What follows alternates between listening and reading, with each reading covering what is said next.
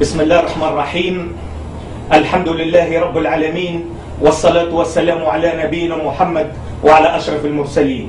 وما النصر إلا من عند الله. اليوم نجد شكرا وحمدا وعبادة أن نصرنا الله على القوم الظالمين.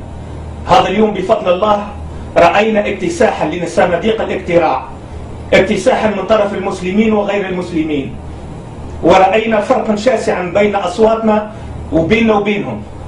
رأينا أن الزبد يذهب جفاء، وأما ما ينفع للناس فيمكث في الأرض.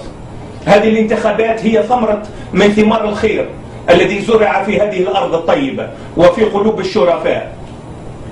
مالنا اليوم يجعل كل مواطن شريف على هذه الأرض الطيبة يشعر بفرحة جديدة، فرحة الانتصار على الدكتورية، فرحة ونزع هذا السرطان الذي نشر خلاياه في جسد هذا الوطن العظيم.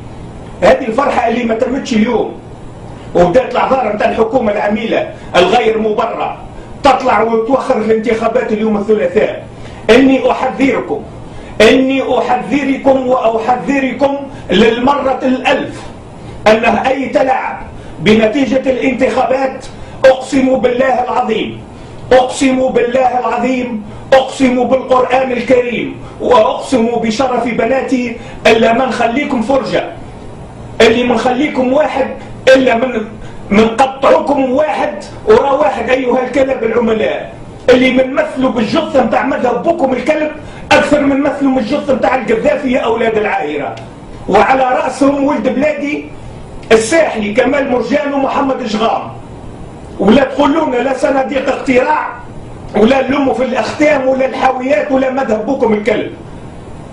الحقيقة باينة كالشمس، النهضة هي اللي فازت بنسبة 59%، ويليها المؤتمر من أجل الجمهورية 25%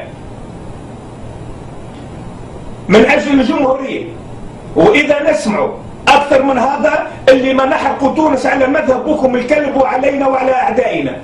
أنا كما قلت لكم ساحلي وكمان مرجان ساحلي، ولا يشرفني أن أنتمي إليه، ولا يشرفني أن يمثلني عميل كلب حاشاكم بعد شرف الدين ودماء الشهداء بأبخس الأثمان.